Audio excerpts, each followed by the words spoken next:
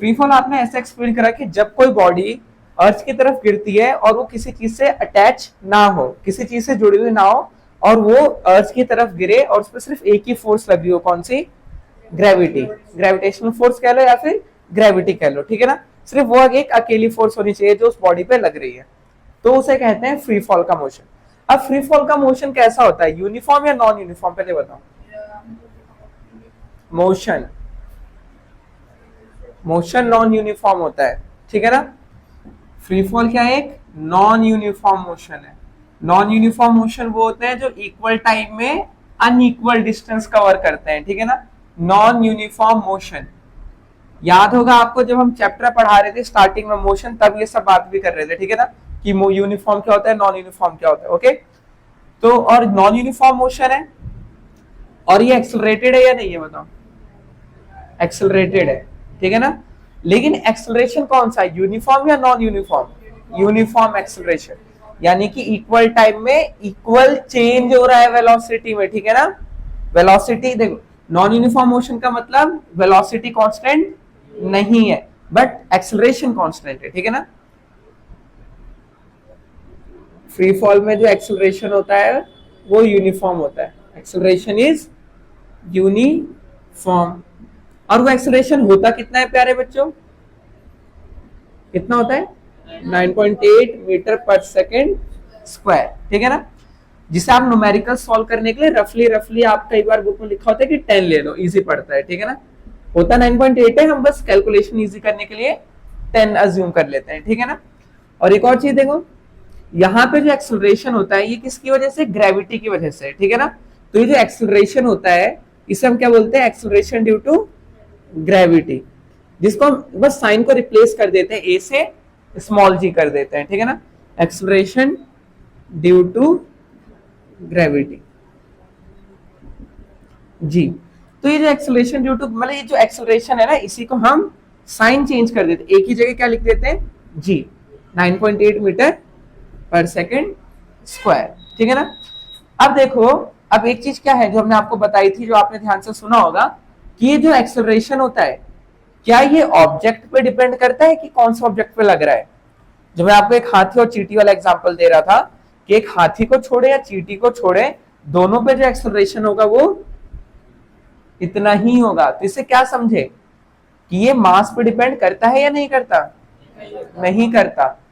अर्थ के मास को छोड़, मतलब जो चीज गिर रही है उस पर डिपेंड नहीं करता, ठीक है ना।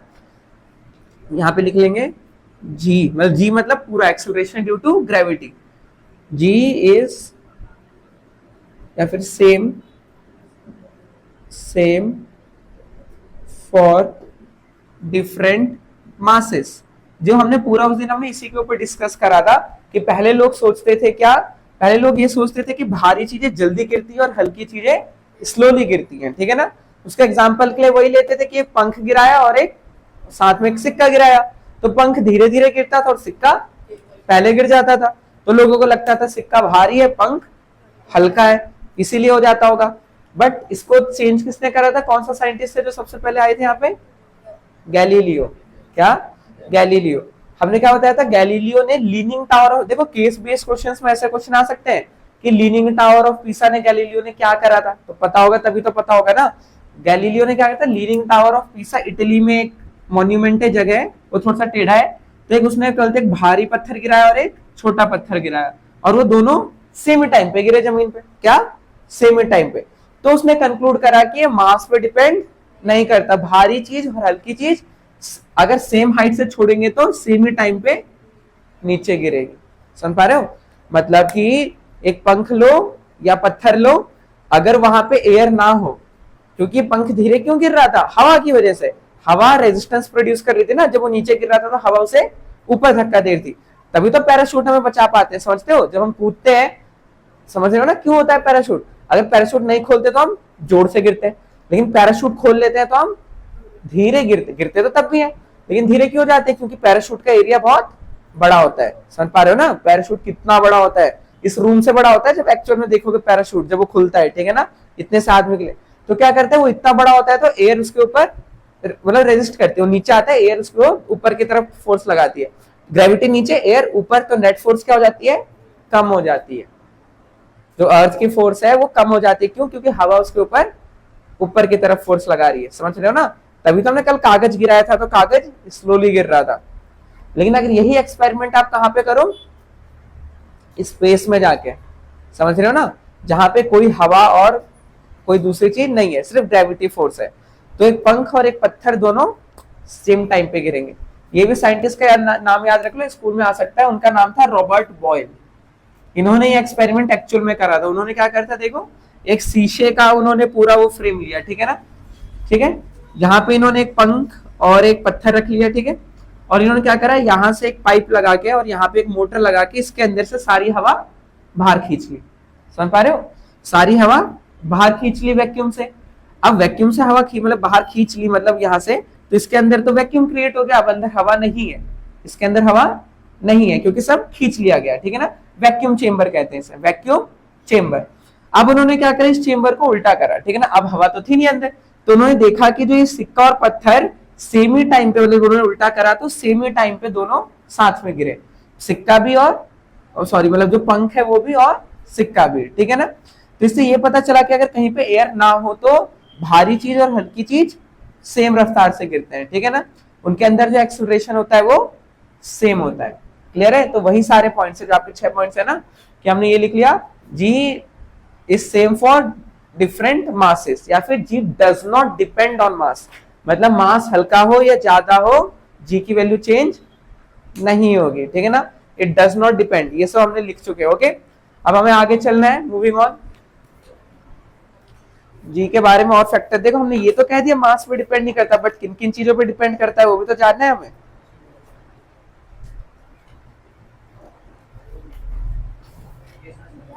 हाँ कैसे? आपकी नोटबुक कहाँ है? यहाँ है, तो देखो एक बार देख लो जल्दी से, समझ गए ना ये सारे? देखो, towards the earth does not depend on, समझ गए ना, the attraction of the, ये क्या, objects falling towards the earth, attraction नहीं, acceleration, T लगा दिया आपने, A डबल L आता है, does not depend on the mass of object, mass पे डिपेंड नहीं करता है, ठीक है ना। in vacuum the elephant will, मतलब वही एलिफेंट और आंट सेम टाइम से गिरेंगे, समझ गए ना। Okay, acceleration, the uniform acceleration produced in the field due to the gravitation is known as acceleration due to gravity। ये acceleration due to की gravity की डेफिनेशन है। कोई पूछेगा कि स्मॉल जी की डेफिनेशन क्या है, तो आप यही लिखोगे, ठीक है ना। जो यूनिफॉर्म एक्सेलरेशन प्रोड्यूस होता है किसी ऑब्जेक्ट में जब वो ग्रेविटी में गिर रहा होता है, उसे ही हम एक्सेलरेशन ड्यू टू ग्रेविटी कहते हैं, ठीक है ना। और यही सब चीजें थी जो आपको बता दिया था। ये चलते हैं फोर्स, मतलब कि जिस रफ्तार से चलते, जैसे अर्थ एप्पल के ऊपर फोर्स नीचे की तरफ लगा रही है, एप्पल भी अर्थ के ऊपर ऊपर की तरफ लगा रहे हैं, बट अर्थ का मास ज्यादा है इसलिए वो फोर्स, मतलब सॉरी फोर्स तो नहीं, एक्सेलरेशन जो प्रोड्यूस हो रही है वो बहुत कम है। एप्पल में एक्सेलरेशन कितना प्रोड्यूस हो रहा है? 9.8, अगर वो 1 किलो का है 9.8 मीटर पर सेकंड स्क्वायर, ठीक है ना, मतलब किसी भी वेट का हो, तो वो तो हमें दिख रहा है झट से गिरता हुआ। लेकिन धरती का एक्सेलरेशन 0.00000 बहुत ही कम है, तो वो हमें ऊपर आते हुए नहीं दिख रही है, ठीक है। लेकिन फोर्स दोनों में बराबर लग रहा है, ठीक है ना। लॉजिक समझ गए होगा ना। अब देखो पीयूष का एग्जांपल ले ले, अगर पीयूष हाथी को धक्का देता है तो क्या हाथी हिलेगा? नहीं हिलेगा ना। पीयूष आदित्य को धक्का देता है तो आदित्य हिलेगा नहीं, हिल जाएगा। दोनों में इसने फोर्स तो बराबर ही लगाई ना, लेकिन आप क्यों हिल गए? क्योंकि आपका मास कम था, फोर्स तो बराबर ही लगी ना। चलो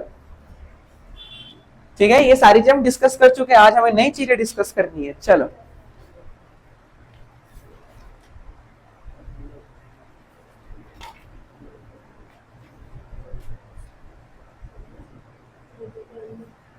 चलो हो गया। अब एक नया टाइटल डालो, calculation of acceleration due to gravity. आज हम इसकी वैल्यू फाइंड आउट करेंगे जी की। जैसे हमने लिख दिया ना जी इतना होता है, लेकिन क्यों होता है ये भी तो पता होना चाहिए, इतना ही क्यों होता है, तो उसे फाइंड आउट करते हैं आज, ठीक है ना। लिख लिया सभी ने? ये छोटी छोटी बातें समझोगे तो कभी कोई दिक्कत नहीं होगी डिटेल में। और जिन बच्चों का टारगेट है कि साइंस लेनी है आगे, तो फिर उनके लिए बहुत ही यूजफुल रहेगा जब वो 11th में आएंगे। आप लोग देखोगे कि आप लोगों का दिमाग बाकी बच्चों से बहुत ही तेज होगा, ठीक है। हो गया।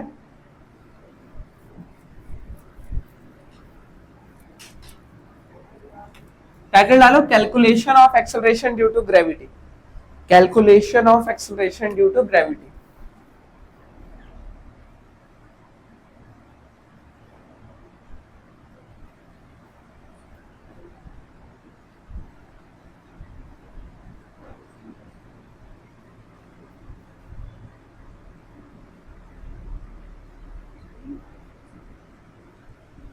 Calculation of acceleration due to gravity. Okay, बोलो क्या क्या कुछ नहीं, ठीक है। तो हमें ये जी की वैल्यू फाइंड करनी है, ठीक है ना। कैसे फाइंड आउट करेंगे, चलिए देखते हैं।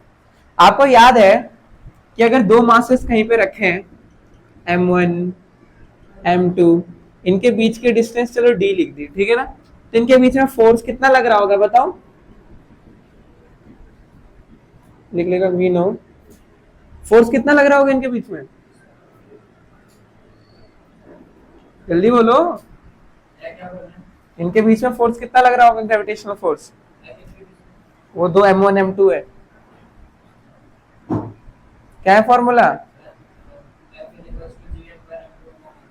यस। अरे क्या हो गया, मुख दर्शक नहीं बनना है, बोलना है। भूल गए सब ये सब? एक्सेलरेशन ड्यू टू ग्रेविटी पे है तो फोर्स भूल गए, याद है नहीं है? आदित्य, नमन, पीयूष, आप दोनों, ठीक है। तो फोर्स किसके इक्वल हो गया, जी m1 m2 upon D square, ठीक है ना। तो ये फोर्स के इक्वल है। और आपको एक और फॉर्मूला पता है फोर्स का, वो क्या होता है, मास इनटू एक्सेलरेशन, पता है ना। तो चलो यहाँ पे अब इसे m1 m2 की जगह में अर्थ को मान लेते हैं। देखो अर्थ और यहाँ पे कोई ऑब्जेक्ट है, ठीक है ना, सिर्फ। तो अर्थ का मास हम कैपिटल एम से ले लेते हैं और ये जो छोटा ऑब्जेक्ट है उसका मास स्मॉल एम से। तो यहाँ पे जी m1 m2 की जगह हम क्या लिख सकते हैं, जी कैपिटल एम और स्मॉल एम। समझ पा रहे हो ना, हमने m1 m2 की जगह अर्थ का मास लिख भी लेंगे, capital M is equal to mass of earth, ये सब लिखोगे आप, ठीक है ना। पहले समझ लो फिर लिखना एक साथ। और ये जो स्मॉल एम है वो है मास ऑफ ऑब्जेक्ट। तो ऑब्जेक्ट के मास को ज्यादातर छोटे एम से दिखाया जाता है और अर्थ के मास को बड़े एम से, क्योंकि अर्थ का मास बहुत ज्यादा होता है, ठीक है ना। अब देखो जो छोटे ऑब्जेक्ट के ऊपर फोर्स होगा, फोर्स ऑन दी ऑब्जेक्ट, और ये क्या है, force between earth and the object, ठीक है ना। Force between the earth and the object, ठीक है ना। अर्थ और ऑब्जेक्ट के बीच की फोर्स ये होगी। और जो फोर्स ऑन द ऑब्जेक्ट का एक दूसरा फॉर्मूला है, ये किस कौन से लॉ है, न्यूटन सेकंड लॉ, याद आ रहा है, force is equal to M है, वहां से। अब देखो तो यहां से एक्सेलरेशन की वैल्यू क्या हो जाएगी, आप ये बताओ मेरे को। फोर्स अपॉन एम होगी या नहीं होगी बताओ। ये एफ एम क्या है, नीचे डिवाइड में चला जाएगा, समझ रहे हो ना। Acceleration is equal to F upon M. Okay, अब इसी एक्सेलरेशन को हम यहाँ पे जी से डिनोट कर देंगे, ठीक है ना, क्योंकि यहाँ पे जो एक्सेलरेशन है वो ग्रेविटी की वजह से, मतलब ये क्या है, एक्सेलरेशन ऑन द ऑब्जेक्ट, जो छोटा ऑब्जेक्ट है एम, ठीक है ना। तो इसके ऊपर जो एक्सेलरेशन लग रही है वो बड़े अर्थ की ग्रेविटी की वजह से लग रही है। तो हमने ए की जगह क्या लिख देंगे, जी, बस नाम साइन रिप्लेस कर देंगे, रिप्लेसिंग ए टू जी। तो जी की वैल्यू क्या हो जाएगी, एफ अपॉन स्मॉल एम, समझ रहे हो। अब देखो इसे इक्वेशन 1 कह देते हैं, इसे इक्वेशन 2 कह देते हैं। अब देखो या फिर इसे हाँ इसे इक्वेशन 2 कह देते हैं, ठीक है ना। एक ही बात है, ए को जी से रिप्लेस कर दिया, समझो सब, ठीक है। जहां डाउट होगा पूछना। अब यहाँ पे g is equal to F upon m हो गया आपके। अब हम क्या करेंगे, तो एफ की वैल्यू यहाँ पे एफ लिखा है, इसकी जगह हम इसको डाल देंगे, क्योंकि ये भी फोर्स ही है ना और यहाँ पे भी ये फोर्स है, तो हम इसकी जगह वो डाल सकते हैं। तो हम क्या लिखेंगे, substituting value of f from equation 1 in equation 2, substituting value of f from equation 1 in equation 2।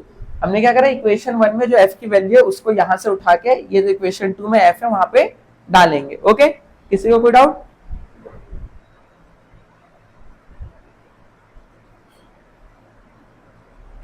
चलो ठीक है। तो फिर आगे चलते हैं हम, और फिर देखो हमने इक्वेशन 1 2 में डाला, तो अब देखो जी की वैल्यू क्या आ जाएगी आपकी, देखो एफ की जगह जब ये पूरी चीज डालेंगे तो क्या बनेगा, देखो एफ की जगह G capital M small M upon में स्मॉल एम डी का स्क्वायर। समझे नहीं समझे?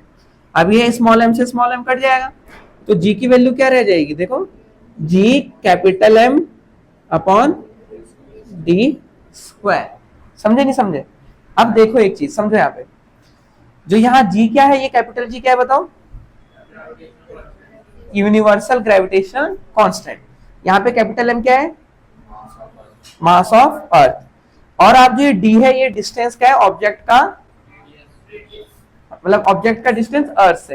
तो अगर हम कहते हैं कि ऑब्जेक्ट सरफेस पे रखा हुआ है क्या, देखो दो चीजें, या तो नियर द अर्थ या फिर ऑन द सरफेस, तो दोनों ही केस में आप मानोगे कि सरफेस जो ऑब्जेक्ट है वो अर्थ के टॉप पे रखा हुआ है, तो यहां से यहां तक की डिस्टेंस डी है, और यही डी क्या है, यहाँ का रेडियस है। समझे नहीं समझे? समझ रहे हो ना? ये डी क्या है, ये अर्थ का रेडियस है, सेंटर से लेके सरफेस तक की डिस्टेंस। ओके, समझ रहे हो ना? जैसे बॉल है तो इसके बीच में सेंटर होगा ना, तो सेंटर से लेके यहाँ टॉप तक की डिस्टेंस को क्या कहते हैं, रेडियस। जैसे सर्कल में होता है सेंटर से लेके एज तक का, ठीक है ना, सर्कमफेरेंस तक। तो हमारे पास फॉर्मूला आ गया। तो देखो अब जी की वैल्यू समझो, इससे ना बहुत चीजें समझ में आएंगी। जो लास्ट में फॉर्मूला निकला है इसे ध्यान से देखो, ये किन किन चीजों पे डिपेंड कर रहा है। ग्रेविटेशनल कांस्टेंट, वो तो कांस्टेंट ही है। मास ऑफ अर्थ, वो भी कांस्टेंट है क्योंकि धरती का मास तो कम ज्यादा हो नहीं रहा है। और डी, और डी यहाँ पे रेडियस है अर्थ का, ठीक है ना, यहाँ पे डी डाल लेंगे, D is equal to radius of earth. ये तीनों ही चीजें क्या है, कांस्टेंट है। अभी हम बाद में बात करेंगे, अगर मान लेते हैं कि अर्थ का रेडियस भी कांस्टेंट है और जी और एम तो कांस्टेंट ही है, तो जी की वैल्यू क्या हो गई, कांस्टेंट, यानी कि जी की वैल्यू चेंज नहीं होगी, ठीक है ना। बट एक चीज समझो, यहाँ पे जो हमारा ऑब्जेक्ट था जिसका मास था स्मॉल एम, क्या इस जी में स्मॉल एम दिख रहा है कहीं पे, वो तो कट गया यहाँ पे, ठीक है ना। यानी कि जो जी की वैल्यू है वो ऑब्जेक्ट के मास पे डिपेंड नहीं करती।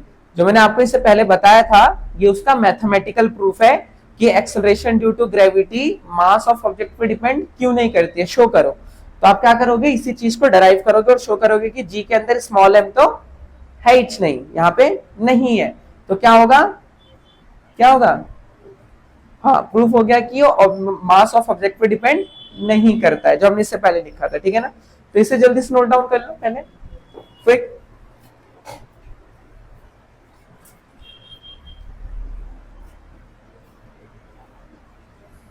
यहाँ पे चाहो तो स्टार्टिंग से ही आर से रिप्लेस कर लो, कोई दिक्कत नहीं है।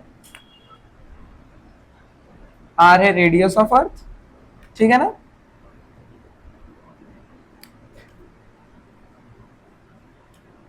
डी से भी करो कोई दिक्कत नहीं, आपको बस लिख देना चाहिए वहां पे, ठीक है ना, ये चीजें लिख लेना। ओके, ये चीजें लिख लेना पहले, और एक डायग्राम बना लेना।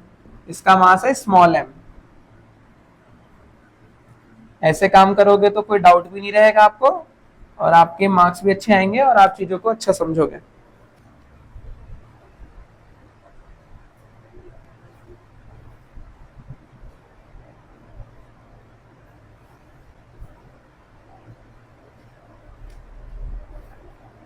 ठीक है, लिख ले सभी रे, ये भी ये लिखा है ना, ये सब ये जरूरी है, इसके बिना काम नहीं चलेगा।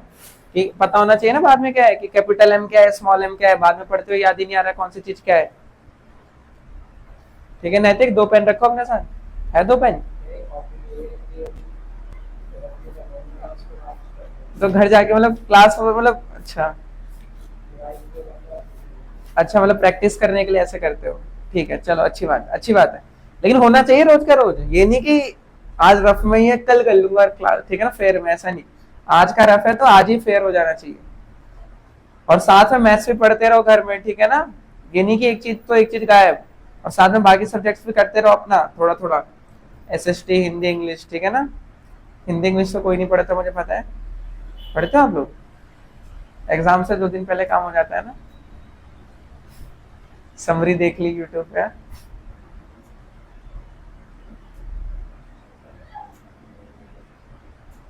अब इसकी वैल्यू निकालते हैं। चलो देखो, जी का हमारे पास एक्सप्रेशन ये है, G M upon R square. अब देखो इस जी की वैल्यू कितनी होती है आपकी, 6.67 इंटू 10⁻11 जी की वैल्यू। मास ऑफ अर्थ क्या होता है आपका, बहुत बढ़िया, याद हो, 6 इंटू 10⁻24, बहुत बढ़िया। अर्थ का रेडियस नहीं, 6.4 इंटू 10⁻6 मीटर, ठीक है ना। याद रखना अर्थ का रेडियस होता है, बता देने को 6400 किलोमीटर होता है, ठीक है ना। इसको पहले मीटर में चेंज करना होता है, तो जब किलोमीटर को मीटर में चेंज करते हैं तो 1000 से मल्टीप्लाई करना होता है, तो मीटर में हो जाता है। तो क्या बन जाता है, 64000000। अब मैं 6 के बाद डेसिमल लगाता हूँ, 1 2 3 4 5 6, तो 6.4 इंटू 10⁻6 मीटर बन जाता है, ठीक है ना। तो मैं 6.4 इंटू 10⁻6 का स्क्वायर कर दूंगा, ठीक है ना। समझे नहीं समझे, आपने बस जी की वैल्यू ये डाल दी, मास ऑफ अर्थ को ये डाल दिया, एंड आर की वैल्यू जो होती है उसे डाल दी, ठीक है ना। ये अलग से लिखना, ठीक है ना, ताकि आपको याद रहे। वैसे हम बार बार लिख चुके हैं सारी चीजें। जब आप इस पूरी चीज को सॉल्व करोगे, ठीक है ना, इसको मल्टीप्लाई करके इससे, फिर इससे डिवाइड करके, स्क्वायर करके, तो जो आपको फाइनल एक्सप्रेशन मिलेगा वो आपको लगभग 9.8 मीटर पर सेकेंड स्क्वायर का मिलेगा। तो इस तरीके से आपकी जी की वैल्यू निकलती है, समझे। जो हम डायरेक्टली लिखते थे ना जी इज इक्वल टू 9.8, वो तब आता है जब हम इस चीज को इक्वेशन बना के ऐसे सॉल्व करते हैं, ओके। तो इससे हमें ये पता चल रहा है कि अर्थ अपनी तरफ किसी भी ऑब्जेक्ट को इस एक्सेलरेशन से अट्रैक्ट करती है, क्या अट्रैक्ट करती है, खींचती है, ठीक है ना। जब हम इसे ऊपर की तरफ फेंकते हैं तो धरती से नीचे खींच रही होती है, तो क्या होता है, इसकी रफ्तार बढ़ती है घटती है, घटती है। जब हमने ऊपर फेंका है, जब हम इसे ऊपर फेंकते हैं तो धीरे धीरे कम होती है रफ्तार, जब ये नीचे गिरती है तो इसकी रफ्तार बढ़ती है। हाँ, नीचे गिरते हुए जब ऊपर फेंकते हैं तो वो घटती है, क्यों, क्योंकि इसकी वेलोसिटी तो ऊपर है बट एक्सेलरेशन नीचे है, समझ पा रहे हो ना। लेकिन जब ये नीचे गिरता है तो वेलोसिटी भी नीचे होती है और एक्सेलरेशन भी नीचे होती है, तो रफ्तार बढ़ती है। बढ़िया, तो ये इतना जल्दी से करो, जल्दी से डू इट नाउ। और ये इंपॉर्टेंट है, एग्जाम में आने के बहुत चांसेस है, स्टार लगा लो, पक्का आता ही है, स्टार लगा लो इस टॉपिक को। Calculation of acceleration due to gravity, g की वैल्यू फाइंड आउट करो, तो इस तरीके से करते हैं, ठीक है ना। चलो ये हो गया। चलो अब चलो, अब देखो इसको समझते हैं। देखो हमने ये तो बताया कि जो जी है इसमें एम नहीं है, इसलिए मास ऑफ ऑब्जेक्ट में डिपेंड नहीं करता, बट ये कुछ और चीजों पे तो डिपेंड कर ही रहा है ना, मास ऑफ अर्थ पे और रेडियस ऑफ अर्थ पे। तो क्या आपको क्या लगता है, अर्थ का रेडियस हर जगह सेम होता है, क्या लगता है, मतलब जस्ट इमेजिन कर, क्या अर्थ एकदम स्फेयर है, मतलब क्या अर्थ एकदम गोल है बॉल फुटबॉल की तरह, बिल्कुल सही। अर्थ थोड़ी सी चपटी है, देखो जैसे ये आप देख रहे हो ना बॉल की तरह, हमें लगता है कि अर्थ एकदम परफेक्ट स्फेयर है, ऐसी नहीं है, वो थोड़ी सी ऐसी है, ऊपर से पिचकी हुई, पोल से थोड़ी सी पिचकी हुई। तो देखो इसके सेंटर से, जैसे देखो एक होता है सर्कल आपका, बट अगर इसी को हम ऊपर नीचे थोड़ा सा ऐसे पिचका दे तो क्या होगा, इसे कहते हैं फ्लैटनिंग एट पोल्स, मतलब ऊपर से थोड़े से फ्लैट, इतनी ज्यादा भी नहीं, बट मान के चलो कि अर्थ का शेप थोड़ा सा ऐसा है।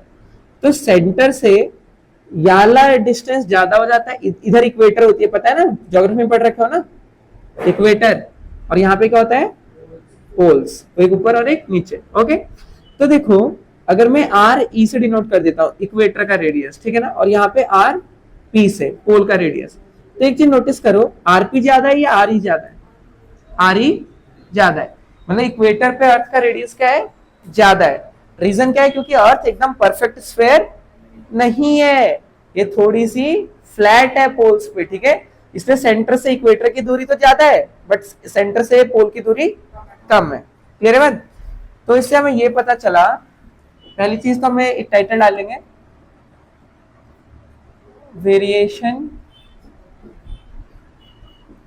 इन एक्सेलरेशन ड्यू टू ग्रेविटी, मतलब वेरिएशन क्या क्या है, क्या क्या चेंजेस हो सकते हैं, ठीक है ना।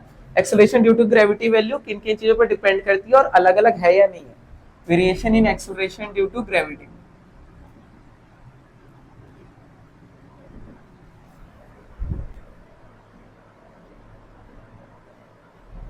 ठीक है ना, variation in acceleration due to gravity. तो अभी अभी आपने देखा था कि एक्सेलरेशन ड्यू टू ग्रेविटी का एक्सप्रेशन क्या था, बताओ जल्दी से, G M upon R, R square. अब यहाँ पे लिख लो, जी तो कांस्टेंट है आपका, क्या है, क्योंकि इसकी वैल्यू फिक्स रहती है, क्या है 6.67 इंटू 10 की power minus 11 newton metre square पर केजी स्क्वायर, ठीक है ना। यहाँ पे अर्थ का मास भी कांस्टेंट है, ये भी देखो, अर्थ का मास अगर आप यहाँ पे हो या यहाँ पे हो, अर्थ का मास तो सेम ही रहेगा ना, वो थोड़ी ना बदल रहा है जगह के हिसाब से, ठीक है ना। मास ऑफ अर्थ कांस्टेंट है, इसकी वैल्यू आपको पता है कितनी है,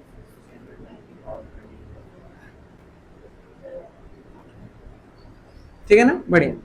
तो इससे हमें क्या पता चलता है कि जो g है वो प्रोपोर्शनल है 1/r स्क्वायर की, क्योंकि g और m तो कांस्टेंट है भाई, ये दोनों क्या है, कांस्टेंट।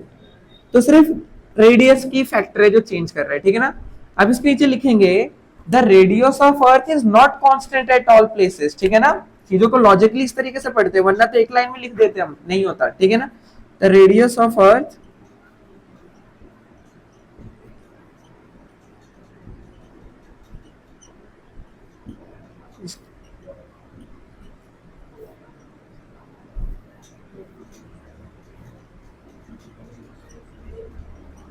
at poles and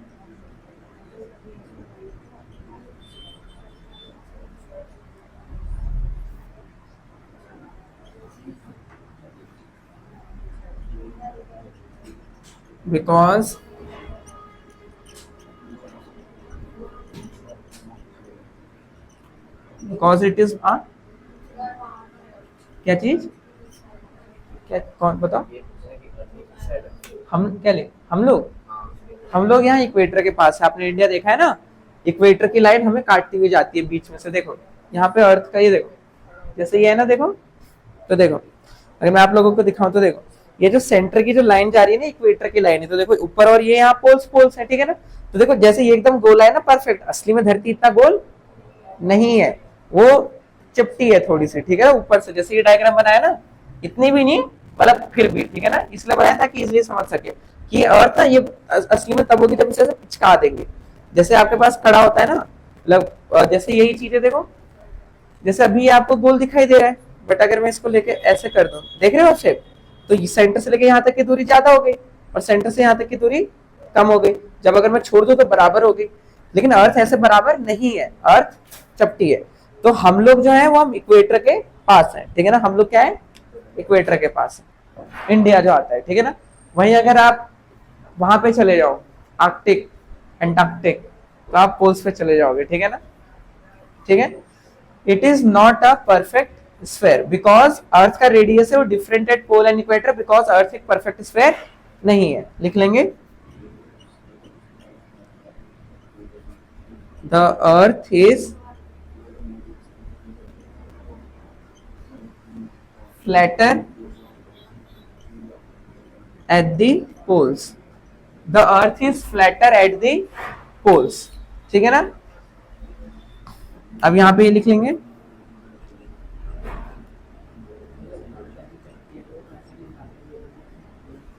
क्या, गोल देखने में अच्छी लगती है ना, देखो समझो, आप लोगों को चीजें एकदम सिमेट्रिक अच्छी लगेंगी या फिर टेढ़ी मेढ़ी, आप कुछ खरीदने जाओगे तो अच्छा सा देख के लाओगे या फिर थोड़ा सा टेढ़ा मेढ़ा टूटा फूटा, अच्छा ही लाएंगे ना। तो ये जो इन चीजों में देखो, पहली बात तो एग्जैक्टली वो बना भी नहीं सकते कि अर्थ कहीं पे मोटी है कहीं पहाड़ है, तो इसमें थोड़ी ना दिखाएंगे वो, तो यहाँ तो सीधा देखो, दो चीजें, पहली बात तो दिखने में भी अच्छा लगता है एकदम परफेक्ट स्फीयर, और दूसरी चीज बनाना सस्ता है, आप वो छोटा ऐसे मोड़ ओड़ के बनाएंगे तो उनका खर्चा ज्यादा लगेगा बनाने में, ठीक है ना, ठीक है ना, फिर उस हिसाब से शो करना पड़ेगा। तो ये सिंपलेस्ट डायग्राम है, इसलिए आपको ग्लोब एकदम स्फेरिकल बनाया जाता है, बट असली में ऐसा नहीं होता, ठीक है ना। वैसे ज्यादा डिफरेंस नहीं, सिर्फ 40-45 किलोमीटर का डिफरेंस है, सोच पा रहे हो, 45 किलोमीटर, मतलब इक्वेटर पे अर्थ 45 किलोमीटर ज्यादा फैली हुई है और इक्वेटर पे उतनी, सॉरी पोल्स पे उतनी कम लगभग, ठीक है ना।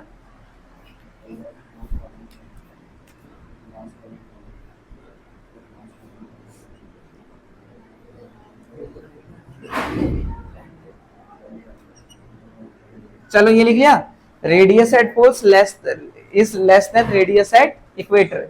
जो ये डायग्राम भी बनाना और लिख लेना RP less than R E, या फिर इसे दूसरी भाषा में भी लिख सकते हो, radius at equator is greater than radius at pole. एक ही भी चीज को याद कर लो, ठीक है ना, समझे नहीं समझे? इक्वेटर का रेडियस, अर्थ पे इक्वेटर पे रेडियस ज्यादा है कंपेयर टू पोल्स पे, ठीक है, समझ गए ना? तो इसे जल्दी से नोट डाउन करो क्विक, फिर इसके आगे चलते हैं जल्दी से, इसमें हमें बहुत बातें करनी है।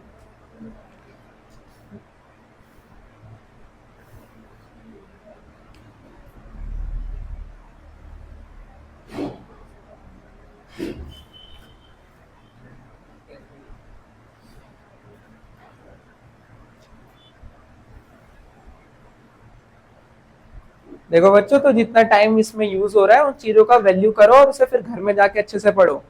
अगर इतनी डिटेल में पढ़ने के बाद भी लास्ट में आपको कुछ भी याद नहीं हो रहा है, तब तो मुझे लगता है कि जो टीचर नहीं पढ़ाते हैं सीधे लिख देते हैं कि वैल्यू अलग होती है, वो बराबर ही है, और हम जो डिटेल में पढ़ा रहे हैं क्यों होता है तो भी बराबर ही है।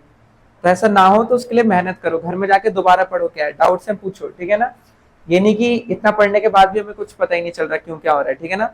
तब तो एक लाइन में मैं भी लिख दूं कि रेडियस जी पे आर पे डिपेंड करता है, आर अलग अलग है इसलिए बस है अलग, ठीक है ना? बट ऐसा नहीं होगा, ठीक है ना, शॉर्टकट में नहीं पढ़ाएंगे आपको। चलो ठीक है,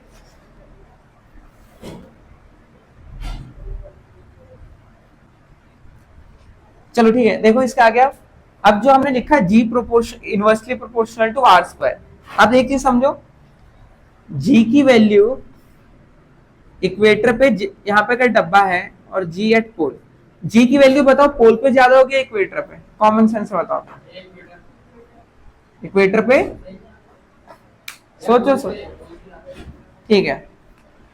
अरुष का है कि पोल्स पे जी की वैल्यू ज्यादा होगी, आपको क्या लगता है? सब कुछ है आपके आंखों के सामने, जी 1/r² पे डिपेंड कर रहा है, और आर में आपने देख लिया कि आर ई क्या है, ग्रेटर देन है आर पी से। तो बताओ जी की वैल्यू इक्वेटर पे ज्यादा होगी या फिर पोल पे ज्यादा होगी? योर क्वेश्चन पीयूष, आपको क्या लगता है, इक्वेटर पे ज्यादा होगा या पोल पे? हाँ, पोल पे। रीजन? अरुष ने बोला, ये मत बोल देना। रीजन ये है कि अरुष ने बताया। आदित्य आप भी सोचो, जल्दी बताओ। इसमें तो दिमाग लगाना ही नहीं है, कॉमन सेंस है। हाँ नमन, भूमिका, सोचना सीखो। हाँ सेम नहीं है। नैतिक, देखो समझो, जी क्या है, 1/r² है, ठीक है ना? तो अगर जी की वैल्यू मैं इक्वेटर पे निकालूं तो यहाँ पे आर की वैल्यू डालनी पड़ेगी, समझे नहीं समझे? तो मुझे जी इक्वेटर पे वैल्यू मिल जाएगी, वहीं जो जी पोल्स पे है वो प्रोपोर्शनल होगा आर पी का स्क्वायर। अब समझो, जी क्या है, इनवर्सली प्रोपोर्शनल टू रेडियस है, यानी कि अगर रेडियस ज्यादा होगा तो जी की वैल्यू ज्यादा होगी या कम होगी? कम होगी, पता है ना? इनवर्सली प्रोपोर्शनल का मतलब ये होता है अगर रेडियस ज्यादा होगा तो जी की वैल्यू कम होगी। तो जी आर ज्यादा किसका है? इक्वेटर का, यानी जी इक्वेटर क्या होगा, कम होगा, यानी पोल्स पे ज्यादा होगा। G at poles is greater than g at equator, मतलब इक्वेटर पे एक्सेलरेशन ड्यू टू ग्रेविटी कम होगी। ये सब लिखवाएंगे हम, ठीक है ना? अभी दिमाग में सेट कर लो, जी की वैल्यू ज्यादा होगी पोल्स पे और कम होगी इक्वेटर पे। रीजन क्या है? क्योंकि इक्वेटर पे रेडियस ज्यादा है और पोल पे रेडियस कम है। समझ लो, जहां पे रेडियस कम वहां पे जी की वैल्यू ज्यादा, जहां पे रेडियस ज्यादा वहां पे जी की वैल्यू कम, क्योंकि ये क्या है, इनवर्सली प्रोपोर्शनल, बराबर एक बढ़ेगा तो एक घटेगा, ठीक है ना? It is like this. इतना लिख लिया, अब इसके नीचे यही लिख लो, एक लाइन लिख लो जल्दी से,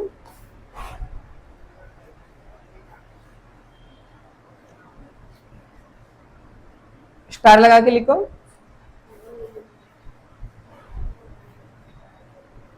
थोड़ा जल्दी, कहाँ पे हो आप?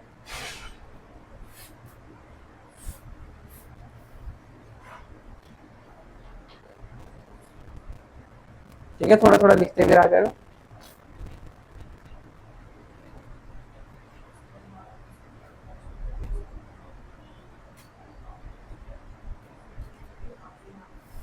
आयुष, जितने देर बातें करते हो ना उतनी देर कॉपी में जो पहले लिखा है वो पढ़ोगे तो फायदे में रहोगे। खाली टाइम में यही तो फर्क होता है पढ़ने वालों में और नहीं पढ़ने, मुझे यही पता है। तो पढ़ने वाले वो एक एक सेकंड देखते रहते हैं कि अभी क्या हो रहा है, जब तक भैया रुके चलो मैं अभी क्या पढ़ा वो पढ़ लूं, और आप लोगों को चलो फ्री टाइम मिला है बातें कर लेते हैं। This is the difference.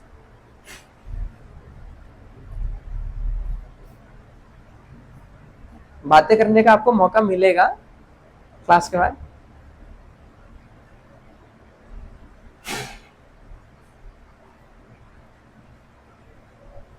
ठीक है, अब लिख लो the value of g, the value of g, g पता नहीं क्या, एक्सेलरेशन ड्यू टू ग्रेविटी, तो लिख लो the value of ji is maximum at poles. The value of g, small g, capital G नहीं, स्मॉल जी, वरना सब गड़बड़ हो जाएगा। The value of ji is maximum at poles, maximum at poles, ठीक है ना, and minimum at equator. And ये सब क्वेश्चन आएंगे स्कूल में और हम भी देंगे, ठीक है ना, एंड मिनिमम एट इक्वेटर। अब मैं आप लोगों को एवरीडे दो दो क्वेश्चंस दूंगा और आप लोग घर से उनके आंसर्स लिख के भेजोगे। तो क्वेश्चन लिखो, आज का होमवर्क का क्वेश्चन, ये मेरे को कल नहीं चाहिए, आज ही चाहिए, आंसर लिखा हुआ व्हाट्सएप करोगे आप क्लिक करके फोटो, ठीक है ना, आज ही। ओके, देखो question, why the value of ji is different at pole and equator. Why the value of G is different at pole and equator? Why the value of G is different at pole and equator? Give reason. Give reason. ये different क्यों होता है इसका आपको reason बताना है, ठीक है ना। और जब हमने मैक्सिमम मिनिमम बताया तो समझ गए ना, जो हम बता रहे हैं वही चीज लिखनी है, लेकिन घर में लिखना है। लिखना पहली चीज तो वही, क्योंकि अर्थ का रेडियस कांस्टेंट नहीं है, पहले लिखोगे यही जो लिखा है कि रेडियस पोल पे अलग है और इक्वेटर पे अलग है। फिर आप लिखोगे पोल का पे रेडियस क्या है, कम है, इसीलिए acceleration due to gravity maximum है। कभी क्वेश्चन ऐसा आ जाए कि पोल पे एक्सेलरेशन ड्यू टू ग्रेविटी ज्यादा क्यों है, तो आपका आंसर होना चाहिए because the radius of earth at pole is minimum, that's why acceleration due to gravity is maximum. उसी तरह इक्वेटर पे acceleration due to gravity is minimum because radius is maximum at equator. Clear बात, बहुत बढ़िया। और ये चीज तो हम पहले लिख चुके हैं, आपको पता होना चाहिए acceleration due to gravity does not depend on the mass. उसका भी अगर कोई रीजन पूछ दे, एक और क्वेश्चन लिखो, ये भी आपको करके लाना है, why acceleration due to gravity does not depend on the mass of body? Why does the acceleration due to gravity, small g, does not depend on the mass of the body? Acceleration due to gravity, why does the acceleration due to gravity does not depend on the mass of body? जो भी आपको चीजें करके बताई, फिर से एक बार मैं बता देता हूँ क्या करना है आपको घर पे। आपको ये बताना है कि acceleration due to gravity object के मास पे क्यों डिपेंड नहीं करता है। तो उसमें आप यही शो करोगे वाला एक्सप्रेशन लाके कि जो जी का फॉर्मूला है यहाँ पे ये मास होता ही नहीं है, ठीक है ना। जो स्मॉल में होता है मास ऑफ ऑब्जेक्ट, वो जी के एक्सप्रेशन में ही नहीं है, इसीलिए जी मास के जो एक्सेलरेशन ड्यू टू ग्रेविटी वो मास पे डिपेंड नहीं करता है। आप लिखोगे इसका फॉर्मूला और लिखोगे this formula does not have mass of object, therefore G does not depend on the mass of object. अभी ज्यादा हो या कम हो फर्क ही नहीं पड़ रहा, ठीक है ना, it is not affecting it. Okay, अब ये क्वेश्चन लिखो, this is also your homework for today. जैसे अर्थ पे तो एक्सेलरेशन ड्यू टू ग्रेविटी हमारा कितना आया, 9.8 मीटर पर सेकेंड स्क्वायर। आपको क्या लगता है चांद पे जाएंगे तो ये सेम रहेगा या बढ़ जाएगा या कम हो जाएगा? हाँ अलग हो जाएगा, लेकिन बढ़ेगा या घटेगा? घटेगा। देखो कैसे, इस फॉर्मूले में क्या है, जीएम अपॉन आर स्क्वायर। जी तो सेम रहेगा मून पर भी जाने पे क्योंकि ये कांस्टेंट है, लेकिन मून का मास भी तो कम है और उसका रेडियस भी कम है, समझ पा रहे हो ना, इसलिए जी घट जाएगा। बट आपको सॉल्व करना है। लिखो क्वेश्चन, देखो, calculate the value of G on the surface of moon. ये न्यूमेरिकल है, ठीक है ना, करके लाओगे। Calculate the value of G, calculate the value of G on the surface of the moon, calculate the value of small G at the surface of moon. अब इसमें given लिख लो, मास ऑफ मून है आपका 7.4 into 10 की power 22 kg, mass of moon 7.4 into 10 की power 7.4 into 10 की power 22 kg, ठीक है, ओके, क्लियर है। और फिर है अगला आपका रेडियस ऑफ मून है आपके पास, कितना है आपके पास 1740 किलोमीटर, 1740 किलोमीटर। और जी की वैल्यू तो आपको पता ही है, ये होती है 6.67 इंटू 10 की पावर -11। देखो एग्जाम्स में आप करने के लिए 6.67 को रफली 6.7 भी लिख सकते हो, 1740 किलोमीटर, पहले से मीटर में चेंज करना। अब हमने आपसे ये तो पूछा acceleration due to gravity moon की सरफेस पे कितना है, तो फॉर्मूला जी का ये है, या इसे फॉर्मूला याद होना चाहिए आज सब कुछ जितना बड़ा, जी इज इक्वल टू जीएम, और समझ के, ये नहीं कि सिर्फ रटना है, ठीक है ना, G is equal to GM upon R square. तो जी की वैल्यू यही डाल देंगे, मास हो यहाँ पे मून का मास डाल देंगे, और आर में मून का रेडियस, तो हमें acceleration due to gravity on the moon मिल जाएगा, ठीक है ना, क्लियर बात। अर्थ के लिए हमने क्या करा था, इसी में तो अर्थ का मास और अर्थ का रेडियस डाल दिया था, क्लियर है। तो उसी तरह मून पे आ जाएगा, ओके ओके। तो ये आपका आज का होमवर्क है, ठीक है ना, तो आज ये करके आओ, फिर कल हम इस पे बेस्ड न्यूमेरिकल्स करते हैं, ओके। मन लगा के पढ़ाई करो बच्चों, कल इस पे आपका न्यूमेरिकल्स चलेंगे,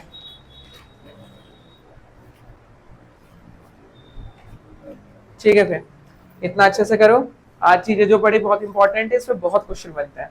all the very best, welcome.